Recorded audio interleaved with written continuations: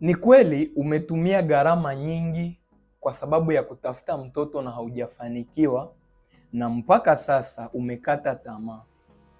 Lakini elewa sababu ambazo zimepelekea wewe kuzidi kupoteza pesa kila siku na haujafanikiwa. Unaweza kuwa Yesu, unajua wengine fulani alikuwa hana mtoto amezaa, mwingine alikuwa hana mtoto na amezaa, lakini naona unataka uende kwa mwendo wake. Yule haujua alipitia nini na hali aliyokuwa nayo, hata kama tatizo ilikuwa moja, kukosa mtoto. Hakikisha mambo haya yako sawa kwako pia, ili na ufanikiwe kuitwa mama. Hakikisha unapevusha mayai kwa wakati. Hilo ni jambo la kawaida sana.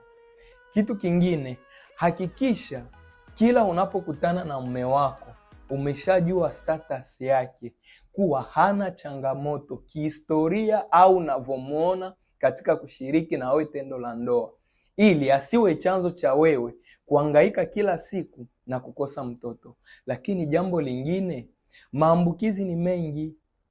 Unaweza ukawa unajikuta una maambukizi lakini umeyachukulia kawaida. Sasa hakikisha umeondokana na hizo changamoto, unapevusha mayai, hauna maambukizi na mume wako yuko vizuri. Ukitatua hiyo changamoto utafanikiwa kuitwa mama.